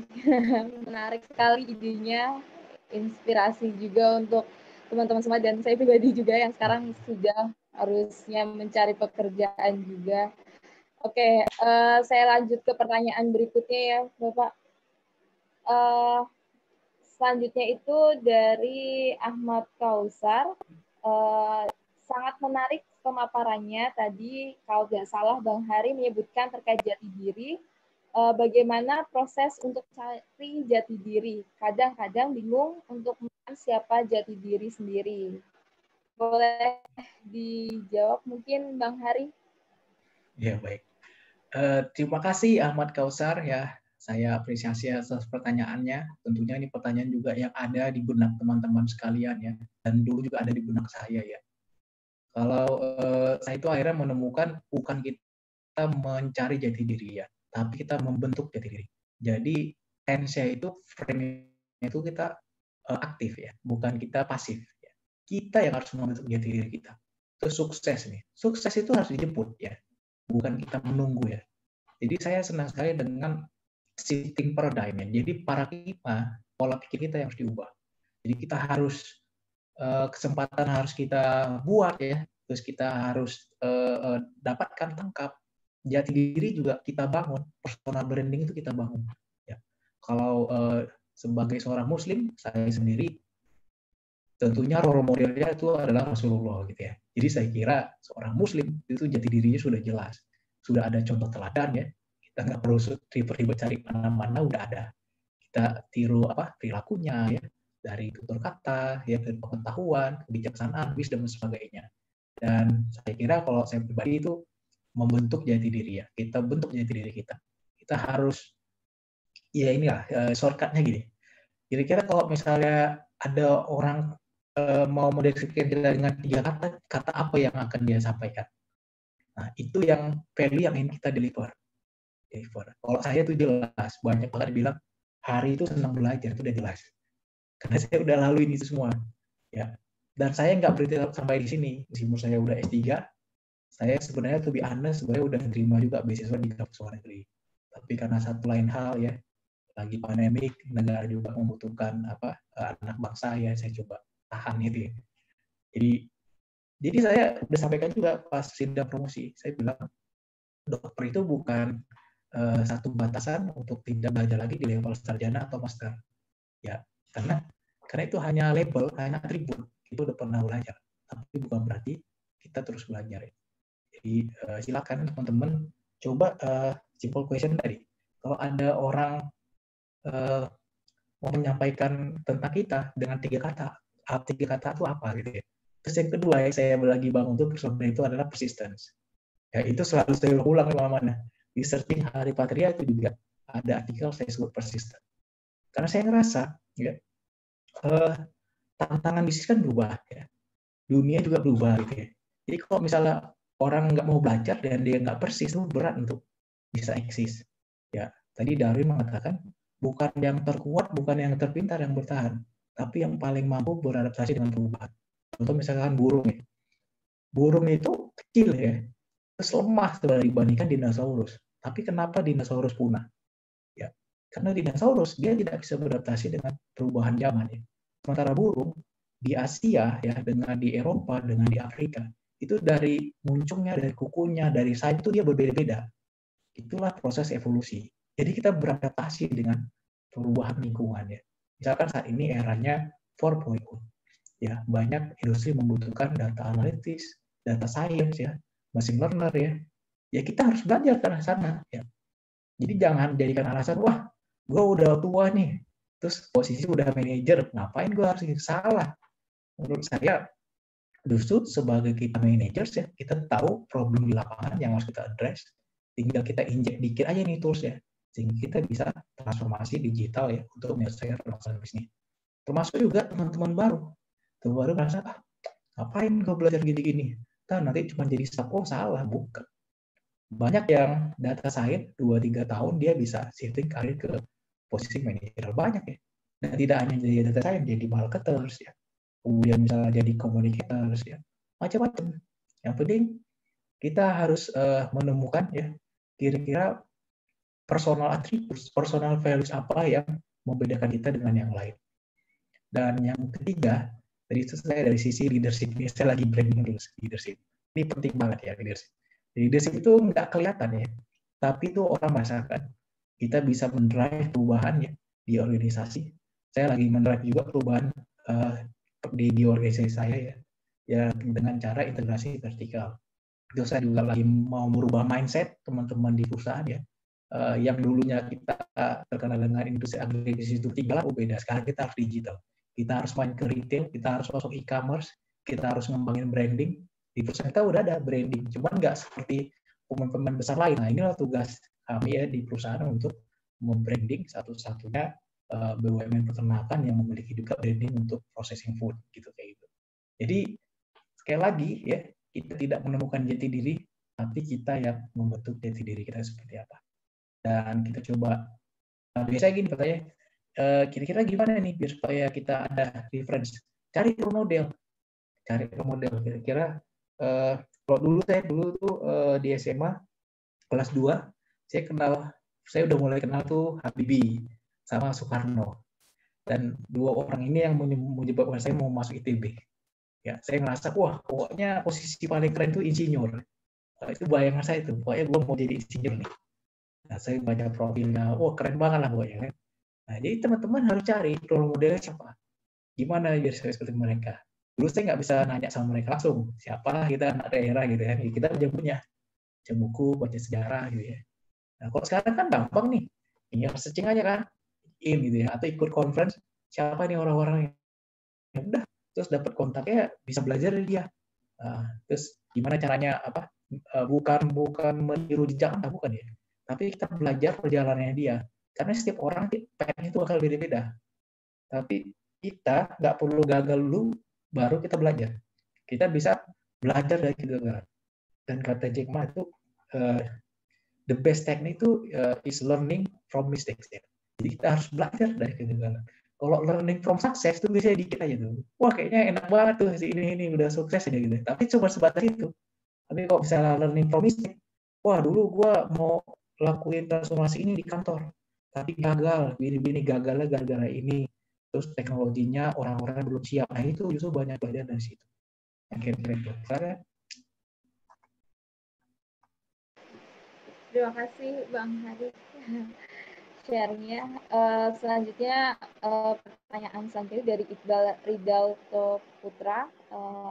Saya alumni Permiakan ITB. Saat ini kondisi sedang masih magang dan belum tahu apakah akan diperpanjang atau tidak. IP saya sendiri pas-pasan 3, atau enggak cum laude.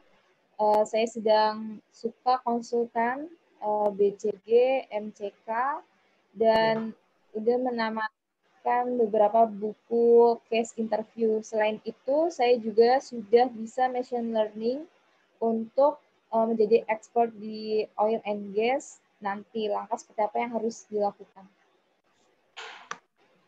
Ya, terima kasih Iqbal Ridalta Putra. Jadi sekali lagi banyak teman-teman ya di masa-masa ujian seperti saat ini ya. Jadi saya pribadi sih prihatin lah ya. Jadi ya, ujian ini cukup berat ya menurut saya, di pandemi berat ya, jadi sangat memukul dari sisi ekonomi ya. Tentunya juga akan menjadi tantangan tersendiri untuk mencari kerja ya. Banyak proyek-proyek ditunda ya, ada juga yang di cancel sehingga kebutuhan labor demand itu juga berkurang. Namun percayalah gitu ya, kita harus mendifferentiate ya kita dibandingkan yang lain. Nah, teman-teman bisa belajar itu dari case-nya India ya, Pakistan ya. Jadi ada satu penarik di India itu, mereka kalau sekolah dalam satu kelas itu ada 70-80 orang. Beda sama kita paling sekelas dulu saya di SD SMP itu maksimal 40, 35, 40 orang ya. Sehingga yang dikenal sama gurunya itu biasanya tuh yang suka nanya ya, terus banyak komennya ya, terus pinter. Karena kalau nggak kayak gitu, dia nggak dikenal namanya. Berat persaingannya, berat. Nah, saya waktu itu saya mengambil satu insight ya, berarti ya more or less yang kita hadapi saat ini sama ya. Supply dari labor itu banyak banget membludak ya, karena industri melambat yang kurang terserap. Sehingga kita harus mendiferensiasi kita dibandingkan yang lain. Dan tadi saya sudah memberikan kata kunci, ya kita harus membangun personal branding ya, personal branding. Coba aktif di LinkedIn ya. Di LinkedIn itu dia sangat efektif. Saya bukan orang LinkedIn, saya tidak mengkampanye LinkedIn, bukan ya. Kenapa LinkedIn sangat efektif? Karena kan itu memang platform untuk pencari kerja dan penyedia pekerjaannya. Ada headhunter di sana. Dan itulah ajangnya, quote unquote kita jualan, ya selling ourselves ya. Itu di LinkedIn. Dan saya menemukan ada teman saya yang anak ITB juga ya, yang dari mining, dari oil and gas, dan mereka terdampak gara-gara pandemik atau sebelum pandemik pun ekonomi mulai melambat ya. Nah, mereka fokus untuk mendemonstrate ya yang dia lakukan ya, proyek personal dan proyek sampingan ya. Itu diposting di LinkedIn. Dan hari ini saya lihat mereka eksis ya, ngisi acara di mana-mana, dan sebagian juga udah bekerja lagi ya, dan itu menjadi data scientist. Jadi prosesnya memang nggak langsung ya, prosesnya nggak langsung. Ada yang harus kita bangun ya. Tapi insya Allah dengan membangun seperti ini itu lebih sustain. Kita udah punya channel ya untuk jualan. Channel itu jualan ya. Jadi dan jangan apa ya, jangan seolah jualan nih gitu kan. Lu dikit-dikit posting gitu kan. Ya tadi itu setiap kita mau menuju dreams, goal kita pasti ada yang pesimis ya, terus ada yang penggoda kita, udah lalu ngapain lagi begini, lu cari muka begini, enggak. Kalau saya kembali sama niat kita sendiri, niat kita itu buat apa? Saya pernah di grup WhatsApp tuh sampai ditanya, lu ini mulu ada jualan mulu katanya. Karena setiap ada sisi apa saya posting, sisi apa saya posting ke WhatsApp. Karena saya ngerasa saya bukan siapa-siapa gitu ya. Saya juga nggak dikenal orang gitu. Jadi kalau saya diam-diam saja ya gimana mau dikenal gitu kan. Sementara untuk mendapatkan atensi dari headhunter, dari HRD, saya kan harus bisa apa ya, menjalin komunikasi ya. Makanya saya posting. Jadi seluruh isi WhatsApp grup itu hampir isinya tuh kalau saya posting itu, daripada debat politik kan malas ya, nggak jelas. Nanti ujung-ujungnya ditangkap pula gitu kan. Ya udah, kita posting aja. Posting ini isi acara di sini kan, terus posting ini isi project di sini segala macam. Nah, akhirnya saya justru ini menariknya, teman-teman saya banyak justru ngasih project itu gara-gara baca di status WhatsApp, pernah baca dari LinkedIn ya, tuh bisa ini ya data science ya, boleh dong ngisi di tempat kita, ngisi jadi isi. Waktu itu dia ya di Pertamina yang dari papan kayak gitu. Terus ada juga teman PDP gitu kan, saya posting advanced analytics ya dengan machine learning di Instagram ya kan. Bang, lu bisa gini-gini ya? Bisa dong. Langsung nih kita temuin kan pakai handphone langsung ini kan gini. Jadi handphone saya udah ada dashboard analytics saya pakai Power BI. Nih, lu mau prediksi apa? Sektor mana? Refinery lagi turun dari GDP-nya gitu kan. Nah itu. Jadi dari hal sederhana, ini dapat project berjalan ya. Terus di perusahaan juga saya ngomong BI ya. Boleh-boleh kayak gitu. Jadi kita harus lalui prosesnya ya. Kita juga harus membangun personal branding ya. Jadi nggak usah khawatir imbal di data ya. Saya kira terus belajar ya dan kontribusi yang dipelajari sudah cukup bagus ya menurut saya machine learning. Tinggal gimana caranya konsultan ya, Big Four, BCG, MCK, mereka bisa mengenal kita ya.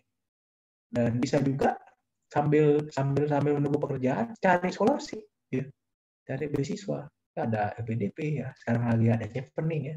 Nanti ada Fulbright ya, tingkatkan IELTS ya, bikin personal motivation yang bagus ya.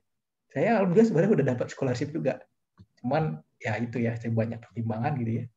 Jadi saya juga dulu ditanya itu sama kampus, yakin nih udah dokter mengambil master gitu ya. Saya ngambil master untuk data science dan machine learning ya. udah terima, tapi saya mengurungkan niat untuk belajar karena situasi berubah ya. Jadi pandemik, krisis ekonomi ya. Dulu dream saya tuh gini, waktu itu saya ngerasa mau eksis tapi di luar negeri. Saya mau jadi director tapi di perusahaan multinasional di luar negeri. Dream saya waktu itu seperti itu. Tapi karena pandemik saya ngerasa orang di negara tersebut aja sulit pekerjaan, apalagi kita orang dari luar gitu kan, gimana kita bisa eksis di sana. Jadi pandemi ini merubah banyak hal. Ya. Jadi saya juga strategi lagi ya. Jadi disesuaikan lagi lah. Dan bagi saya, alhamdulillah di BUMN juga luar biasa. At least itu kontribusinya buat masyarakat. Kira-kira itu. Silakan, semoga menjawab. Juga teman-teman silakan connect di LinkedIn saya, Hari Patria ya. Saya juga sharing banyak insight ya hampir setiap hari. Indirectly selling lah, selling values sebenarnya, selling values dan selling ide sama personal branding juga ya. Tapi saya nggak seperti orang marketing yang langsung kirim ke inbox, gue ini nih nawarin dulu mau nggak?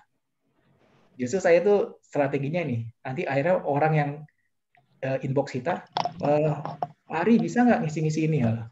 Jadi kayak gitu. Jadi kita indirectly marketingnya. Kira-kira itu. Silakan. Terima kasih Pak Hari.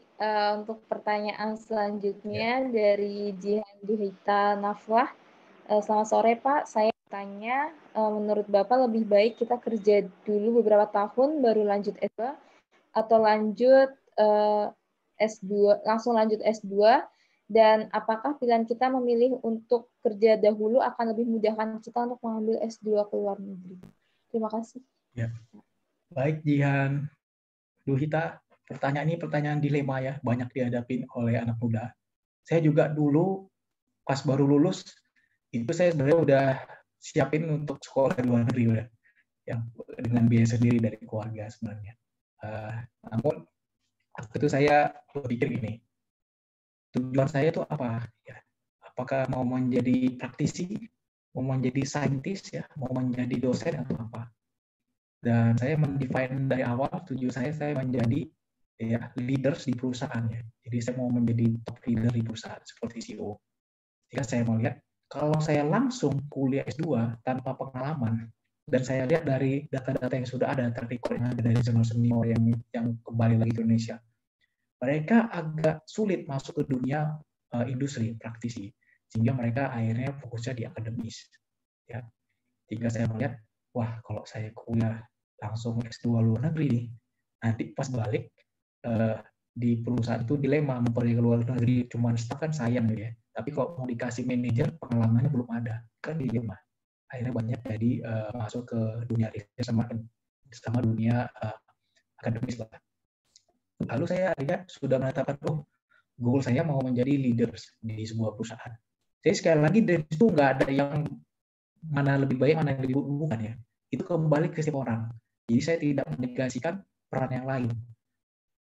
Jadi bukan berarti kamu jadi praktisi, bukan. Kalau teman-teman mau jadi dosen, ya jadilah dosen yang terbaik gitu ya. Mau jadi saintis, jadilah saintis yang terbaik. Jadi sekali lagi kalau saya sendiri kan memilih sebagai praktisi. Sehingga waktu itu pertanyaannya untuk eksis di dunia kerja, pertanyaan saya, values apa yang harus saya kembangkan? Saya 2008 udah menanyakan apa yang ngebedain gua nih sama yang lain. Saya udah nanyain itu. Karena kalau sama aja, gimana kita mau jadi CEO gitu kan? Sama aja dengan yang lain. Jangan-jangan yang lain itu sudah saudaranya lagi kan? Kita jadi kalah kan? Akhirnya saya ngerasa salah satunya pengalaman ya. Orang bisa menjadi CEO itu pengalamannya cukup. Terus saya bertanya loh, kalau pengalaman kan hitungan tahun ya. 5 tahun berarti 5 tahun pengalaman gitu kan. Saya ngerasa wah, kalau hitungan tahun berarti gue baru jadi vice president mungkin 20 tahun pengalaman kerja nih, 25 tahun gitu kan. Dan saya orangnya nggak mau nunggu selama itu. Kelamaan gitu ya.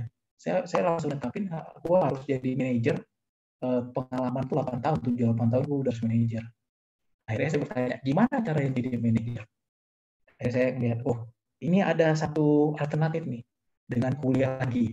Karena dengan kuliah lagi, kita kan mensubstitut ya pengalaman di kantor. Jadi antara pengalaman pekerjaan ya dengan pengalaman perkuliahan itu sebenarnya ada kesamaan. Sama-sama kita getting knowledge dan experience. Cuman bedanya kalau di pekerja, secara knowledge management yang kita dapatkan itu kan prosesnya itu dia dengan induktif. Ya, kita mengalami dulu ya dengan evidence yang kita alami di pekerjaan, baru kita mengambil kesimpulan. Beda dengan di perkuliahan, prosesnya didaktif ya. Didaktif itu kita udah tahu gambaran besar, kita belajar dari textbook, dari silabus, dari dosen segala macam, baru kita jabarkan di aspek-aspek detail ya. Nah, dengan menggabungkan antara induktif di pekerjaan dan deduktif di perkuliahan, itu kita masuk, saya baru tahu pas di S3, nama itu adalah abduktif ya. Abduktif itu dari Van de Ven ya. Jadi prosesnya itu ada eksploratifnya, ada eksploitatif. Di pekerjaan kita mendapatkan knowledge tapi dari case by case. Nah, kalau di kampus ya kita udah dapat knowledge secara keseluruhan, baru kita pelajari detail per detail. Nah, dengan belajar dua-dua, saya udah mikir, wah berarti kalau gua lulus master dengan 5 tahun setara harusnya dengan 10 tahun kayak gitu. Akhirnya saya berpikir, wah kalau gitu gue ambil 2 master nih, ya kan, habis engineering selesai, gue pengen jadi kan gini ya, kalau misalnya kita karir di engineering itu bisa lama, untuk menjadi engineering director tuh butuh 25 tahun. Terus saya lihat lagi kan record, wah si ini dulu dari engineer tapi jadi VP di bidang apa gitu kan, cuma waktu 20 tahun gitu kan, wah berarti gue harus belajar yang lain nih. Nah, terus saya lihat orang engineering itu banyak kan masuk kemana sih yang agak-agak menyimpang kemana itu, ternyata ke economics. Saya masuk ke economics ya. Terus yang terakhir S3 saya melihat S3 mana yang kuliahnya para eksekutif. Karena saya mau menyetarakan dengan mereka gitu kan. Bahkan saya harus leading dibandingkan mereka di kelas, sehingga pada saat wawancara itu saya bilang, teman saya di kelas saja presiden director di sini, saya bisa leading kok gitu lah bercandanya gitu. Jadi saya selalu tanya, kan saya tanya gini, kekurangan kamu apa? Weaknesses apa? Saya selalu bilang, weaknesses saya nggak sabar orangnya jelas. Jadi saya nggak yang saya orangnya nggak sabar. Saya bilang saya mau sabar cepat. Terus yang kedua, weaknesses itu nggak sabar. Terus yang kedua saya bilang, saya kurang kesempatan. Saya bilang, kesempatan saya kurang. Harusnya dengan kompetensi yang saya punya, saya bisa jadi CEO. Saya bilang. Tapi orang banyak meragukan lah, lu masih muda, belum pernah jadi ini, belum jadi ini ya. Akhirnya kan belum. Nah, saya bercanda gitu. Tapi yang pertama saya orangnya kurang sabar. Tapi bagus, kurang sabar tuh bukan berarti kita selalu negatif, bukan. Ya, bisa jadi kita tuh pengen tuh ya sesegera mungkin ya, kita nggak tunda-tunda dan secepat mungkin. Jadi sekali lagi ini pilihan ya Jihan ya. Apakah Jihan mau menjadi akademisi ya, atau mau menjadi praktisi, itu path-nya ada masing-masing. Ya. Kalau saya memang mau menjadi business leader. Dan saat ini saya menjadi dosen, itu bagian dari passion, dari hobi saya. Saya hobinya mengajar. Dan kita nggak harus bekerja selalu dengan hobi ya. Dan saya rasa hobi saya ngajar, terus fasilitator untuk data analytics machine learning gitu ya. Tapi key role saya itu adalah business leader. Ya, goal saya udah saya define dari awal itu adalah business leader. Jadi sempat juga orang bilang, lu kenapa nggak fokus aja karir akademis gitu ya. Saya bilang, enggak, dari dulu saya itu kerja sambil kuliah gitu ya. Jadi bukan kuliah aja terus cuti kerja, bukan. Karena memang dari awal goals itu adalah menjadi business leader, menjadi praktisi. Jadi sekali lagi itu pilihan ya, it's a choice ya. Semoga menjawab ya. Silakan. Terima kasih Pak Hari. Ini karena waktu sudah 17.27, mungkin ini pertanyaan terakhir dari Dia Permatasida. Assalamualaikum Pak Hari.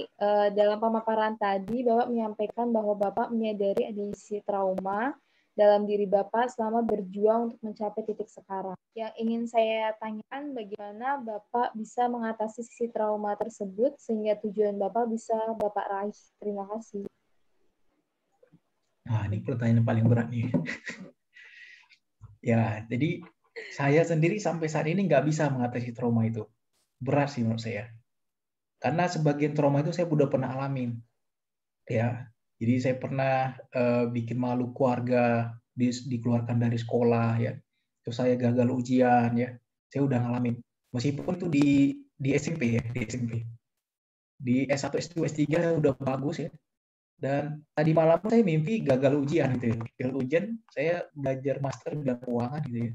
Terus nilai saya jelek banget. Terus saya nyesal, bersalah banget saya sedih banget, kok bisa sih gitu. Ya, jadi akhirnya saya masuk ke satu poin itu, saya bukan menghindari atau mengeliminasi trauma bukan nih, tapi saya harus merangkul trauma itu menjadi ya momentum untuk persiapan biar lebih siap. Jadi misalnya nih, saya biasanya kalau ujiannya jam 8, itu saya jam 6 udah ada di kelas. Karena saya pernah trauma ya, itu ada kejadian di jalan bannya bocor gitu. Jadi saya berpikir gini, trauma itu bagus ya, membuat kita lebih aware. Jadi alert system kita nyala duluan nih. Ada juga orang yang santai. Ya saya nggak menyalahkan mana lebih baik lebih buruk ya, tapi bagi saya sendiri, kita harus lebih aware, lebih siap ya, dan nggak sepele, jadi benar-benar serius.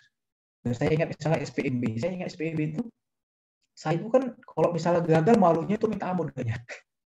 Jadi alhamdulillah waktu saya terima di UGM duluan tuh, sebelum SPMB kan ada UGM pertama, saya udah terima. Di situ saya ngerasa kalaupun misalnya UGM aja, tetap juga saya malu nggak jadi ITB kan. Akhirnya pada saat ujian tuh saya bisa belajar ya, termasuk juga di hari ujian itu saya ingat saya sholat subuh, terus saya juga sholat sunat, saya panjang ya. Bahkan pas mau ujian saya menjaga wudhu gitu ya. Jadi saya jadi fully aware banget gitu.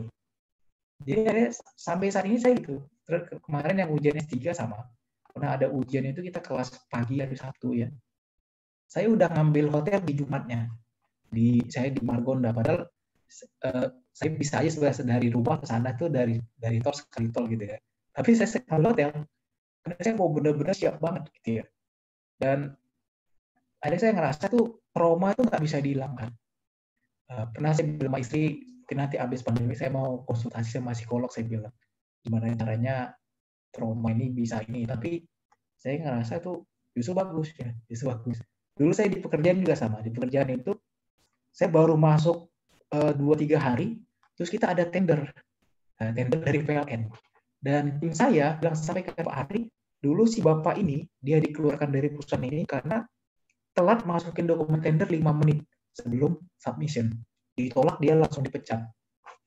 Wah, saya langsung nyala nih, saya trauma ya. Langsung setiap hari itu saya udah kumpulin orang dalam satu ruangan project room ya.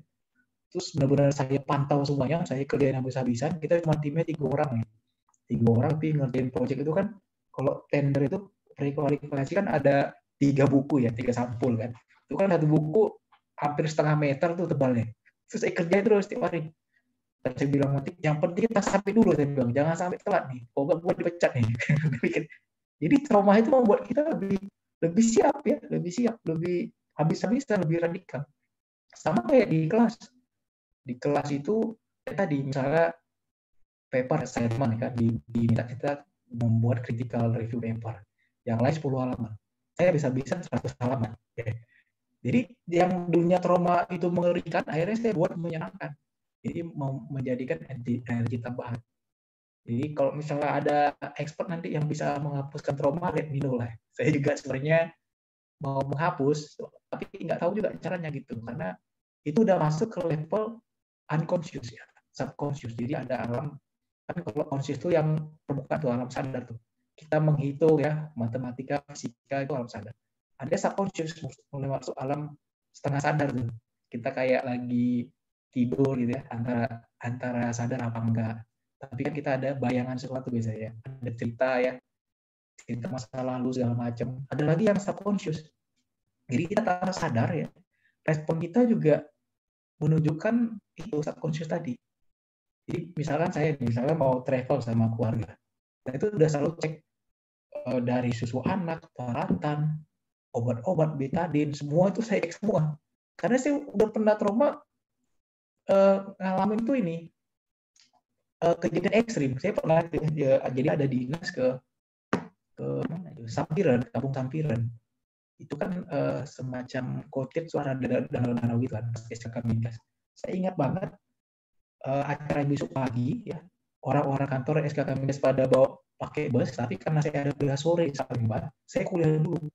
Dan waktu itu kan masih muda lah, masih lajang. Saya kira saya nggak takut apa-apa, saya nggak takut aneh-aneh, gaib-gaib saya nggak percaya sih sebenarnya. Maksudnya bukan nggak percaya gaib, yang hantu-hantu itu saya nggak percaya kita bisa lihat.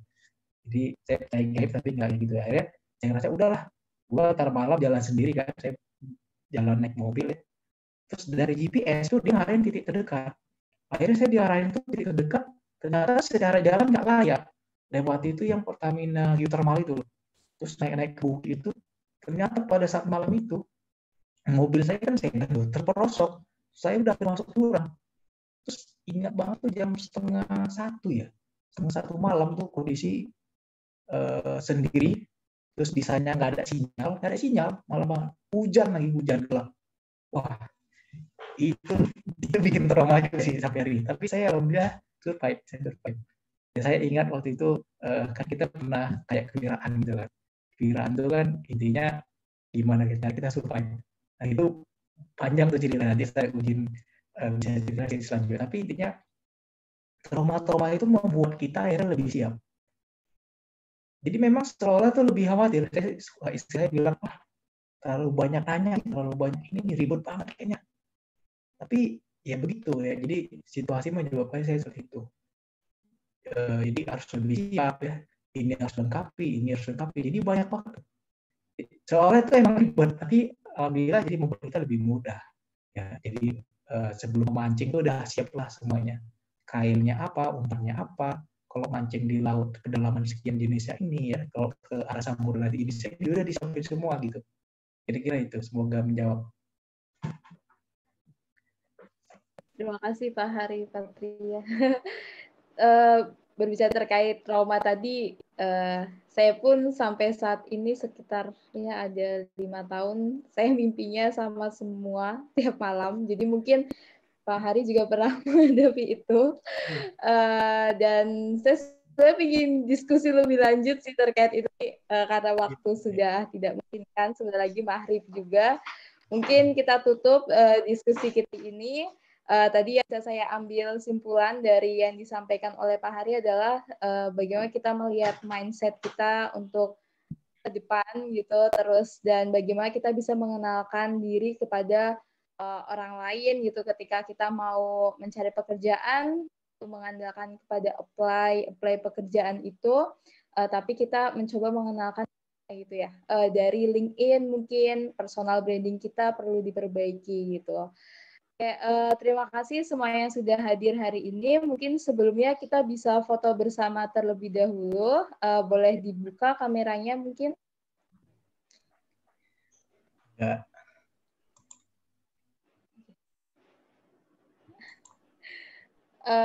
Oke, teman-teman bisa dibuka nggak kameranya? Ya, silakan dinyalakan. Nanti saya izin upload di LinkedIn. Ini kan ini biar eksis dan membangun personal branding. Mungkin yang baca sebagian bosan kali kayaknya, tapi mereka saya sering nerima inbox, mereka malah senang sih, terinspirasi. Agak aneh juga bagi saya. Saya sebenarnya membosankan juga sebenarnya kalau saya baca sendiri. Oke, ada yang mau buka kamera lagi mungkin? Silakan. Oke, kita tunggu. Oke. Saya pimpin untuk foto kita. Oke. 1, 2. Ada yang mau buka lagi nggak? Coba.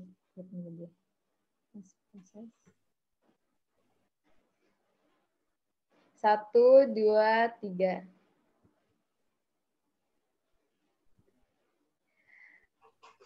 Oke.